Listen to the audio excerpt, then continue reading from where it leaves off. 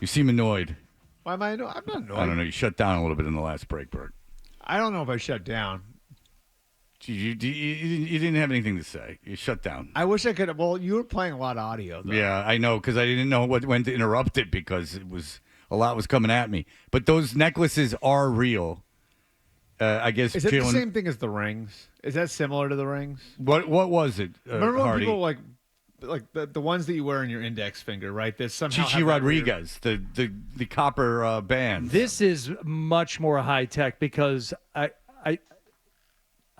think the rings, number one, smaller, so they can't nearly provide as much power, I would think. But this thing has like a charging base, and there are different levels that you can program in it to give you, different magnetic fields will provide different things, according to Happy. Oh, I'm already investigating. Yeah. How much is So, this but is go the for? necklace? Is the necklace just like a like one of those like black, like almost like the bungee material, right? Like the thin bungee No, material. it weighs 12 ounces. So this is not a. This is like a Tyler Milliken's cousin, chain situation. Can I get a cross to affix to it? Probably. The 1-year membership neckband, $349. It's good for daytime, nighttime. You get a USB charging cable, and there are over 75 vibes and growing. Available for both iOS and Android. So now we're too far in the science nerd weeds. You got to program it depending on what you want. Yeah, but listen, now it's getting into nuclear physics. Vibes? Yeah. I mean, what if I want a chill vibe? What if I want to get wild, like it's 10:30 at night? So this is like the dispensary where you can buy different types that do different. Yeah, there's if you want a couch high, you put on the Magnodon 2, and if you want to like you just snorted a bunch of Adderall, so you put that on 5. You put it's like a hardband necklace. It's got a thick front to it that kind of lays over like the top of your sternum, and then there appears to be an app, and you pull up. What do you want? I want focused, and so then it sends focus vibes through the necklace. It's like pharmaceuticals, but they don't work. Now, here's the thing. According to Magnet RX, it says it has improved circulation, chronic pain relief. Now, listen, this is their explanation. It's RX, so you know it's medical. Chronic pain relief. Chronic pain is one of the leading causes of disability and decreased quality of life. I didn't know that. Well, this is RX. This is why they're telling you. Wow. Chronic pain's not good. It can be a little disconcerting. Huh. This frequent or prolonged pain is often most caused by an abundance of lactic acid and calcium. That is true. I mean, other than like cancer or something. I would assume that cancer or a terrible car wreck. Do broken bones cause chronic pain? Well, that's when calcium is way out of there's too much of it. Plus your lactic acid is all built up. Because one lactic acid, you could like swim a bunch of laps and then the next day you'd be sore. Yeah. Or you could get hit with a truck and then be bedridden for 2 months. That's chronic. Yeah, that might be chronic. A recent study, so who were we to blame, showed that the calcium cells responded to magnets. Calcium cells in our body. Yeah, those calcium yeah. cells? Magnets, how Red do they blood work? cells, white blood cells, calcium cells. We all have them. This could, I always like that. The doctor says, look, you're going to die. But this could, it's not, no one said it couldn't. Put this necklace on. You put this necklace on, you'll be okay. When you're at like the experimental phase of like dying, like where it's like, all right, like I'm willing to throw anything at it, then you put the necklace on. Yeah, well, might as well. I mean, Right. you take some, you eat Whatever. some, you eat some tree bark and put the necklace on. This could point to a more efficient way of moving calcium through the body and taking pain with it. So if you're experiencing chronic pain right now, look no further than the calcium deposits in your body. Good for Jaylen Brown. He's too smart for basketball. He really is. He really is. And he needed the money. Better sleep. Insomnia can be caused by many factors. One of them most is pain bothering us at night. How about that? It's the only reason people can't sleep. That's why they said counting sheep, because it stops pain. If you've ever tried to sleep while your body is aching, you know how hard it is to fall asleep and get a good night's rest. Both magnetic jewelry and sleeping pads can help soak up your urine and reduce the pain and stiffness. So I think they're going a lot with the pain. So, Jaylen Brown, congratulations. Not only do you love the Black Israelites, you sell magnetic jewelry that is supposed to ease chronic pain. I'm going to get one. You might as well. Let's just. But I'm afraid because you used to have a problem with chemicals. I'm afraid you're going to start. We're going to come in and you're going to have 15 necklaces on one day, and you're going to be all hopped up. You're saying there's such thing as gateway jewelry? Absolutely. You put that thing on Gonna be 4. like rubbing it against your face. Yeah, exactly. Like you're gonna have one down. You're gonna be swallowing them. Yeah. Jesus, Hardy. I mean, next thing you know, you're gonna be sticking to the refrigerator. You're gonna be a big problem. All right. Make a C-ring sized one? Absolutely. Because right now I'm just using rawhide, and it really only does one thing. Yes. I need a mood booster. I need the afternoon focus. I need everything. Yeah, you're doing speedballs at that point. You're putting on the melatonin and the Adderall one. All right, Bert. What is going to go on with the New England Patriots? What are you hearing? They named Van Pelt. Mayo said he was the head coach of the offense. Yeah. What does that mean? So, like, I actually did a story with Mayo that's in the preview issue. This isn't a shameless plug. That's on newsstands now. You can plug things, dude. But yeah, no, I think like Gerard's intention all along has been to be a walk-around head coach and put DeMarcus Covington in charge of the defense and put Alex Van Pelt in charge of the offense, and sort of be quality control over everything. So, when you do that, you do empower the coordinators on each side of the ball. And, I know, like, Alex Van Pelt wasn't the sexiest named out there. They made a very strong offer to Nick Caley. Nick Caley decided he wanted to stay with the Rams. Zach Robinson was on their radar. Zach Robinson was never going anywhere else but with Raheem Morris, if Raheem Morris got a job, which he did in Atlanta. So, I think the one thing that they did here is they looked on the offensive side of the ball. Gerard's expertise has been on defense. DeMarcus Covington's a first-time coordinator on that side, and they wanted experience on that side of the ball. So the fact that Alex Van Pelt, Ben McAdoo, T.C. McCartney are all coming over, I think it makes sense that you're going to leave the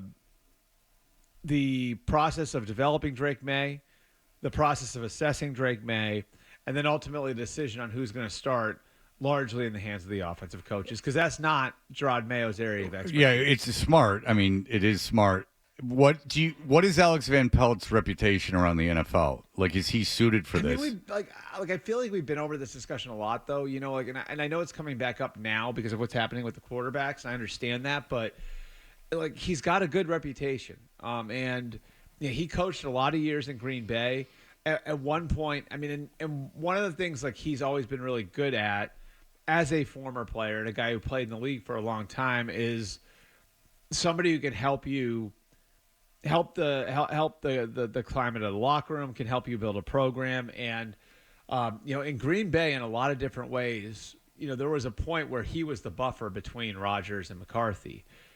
Then in Cleveland, the last couple of years, he was really valuable in how they dealt with a lot of weird situations, the Deshaun Watson trade, all the quarterback shuffling last year, and he was able to kind of maintain the sort of culture they wanted in the staff, the kind of culture they wanted in the locker room. And I think that's something that's going to be really valuable on a team that's probably going to lose a lot of games. You know what I mean? Like, so that's number one. And then number two, he's been around a lot of good offensive systems. McCarthy, it may have gotten stale at the end of Green Bay, but they scored a lot of points for a lot of years. And, then he's in Cincinnati with Zach Taylor for that first year. So he got to see the McVay system from Zach Taylor. Then Kevin Stefanski comes over. His background is in the Gary Kubiak system. And that was what he was running the last 4 years in Cleveland. So he's seen different ways to do it. I mean, his background's in the West Coast, but he's seen a lot of different ways to run that system. And, again, I think we're all guilty sometimes of optics here, and you look at him and he doesn't look like Zach Robinson. Right. I mean, I just think that that's part of it. Like, you see him with the camo hat, and, he's a bigger guy. He's a dumpy-looking fella. And he's from Pittsburgh, and Right. he's kind of got that. He sounds like Zolak. You know what I mean? And so there's all of that I think doesn't fit what your image of an offensive coordinator is right now.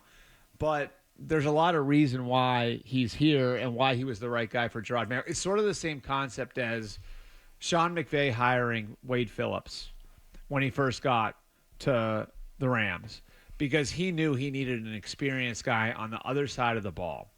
And, for Gerard, that was not just Alex Van Pelt, by the way. It's also Ben McAdoo. It's such a huge departure too from what was going on here last year, when there was this, apparently not enough communication for the last couple of years going on here, and there was a lot of infighting between the coaches. And maybe I'm putting too much on it, but let's leave it at this.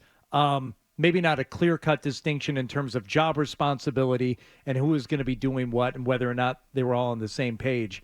By virtue of the way this has been set up, and it sounds like the way Gerard has handled at least that aspect of it, there's a pretty defined set of, no, you're going to be responsible for this because this isn't my area. Well, and I think a big part of it is just allowing him to become the head coach, and trying to backstop him in as many ways as possible so he can be the head coach. And, again, there's going to be a learning curve. Like, this is a year or two ahead of what they expected. I don't care what they say, right? Like, the expectation was that Bill was still going to be here this year. Mm-hmm. And obviously things kind of got to the point last year where you couldn't do that. And I get their premise. I mean, again, like, I hate to keep going back to McVay, but I guess that's the example, right? Like, which is the Rams' logic in hiring McVay at 30 years old was better a year too early than a year too late. And if we have to help him that first year, then we can do that. But if we wait the extra year, this guy's going to be a really hot name and we could lose him. So, look, I'm sure we're going to be arguing, over the next 5 months whether or not they should have hired Mike Vrabel, right? Like, because Vrabel's name's going to get hot again, right? And he obviously has the ties to the franchise, and there were other options out there. But, based on like the point at which they brought Gerard Mayo in, they needed some experienced assistant coaches on the staff. And there are very few assistant coaches that were available that were going to be more experienced than the combination of Van Pelt and McAdoo. What is your read on their evaluation of their number one draft pick? That's all anyone wants to know about. I think the progress is steady, John. Like, I think we get so herky-jerky here. And I told you guys that morning after the Carolina game, I think, right? Like, that this was part of, like, the sequencing that they were going to have for the quarterback. And so it went from, let's not throw him out there with the second offensive line. Let's be careful. Let's get his feet wet and get him the hell out of there against Carolina. Let's let him take his lumps a little bit in a controlled environment against Philly.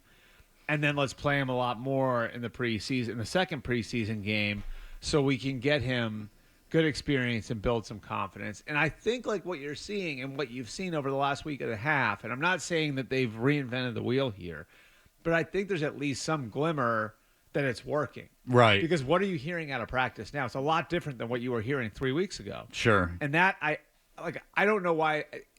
I haven't listened to everything here over the last few weeks. I've obviously been on the road. Why? But it sounds to me like things have really turned on the way people are talking about the way he's practicing, right? Mm-hmm.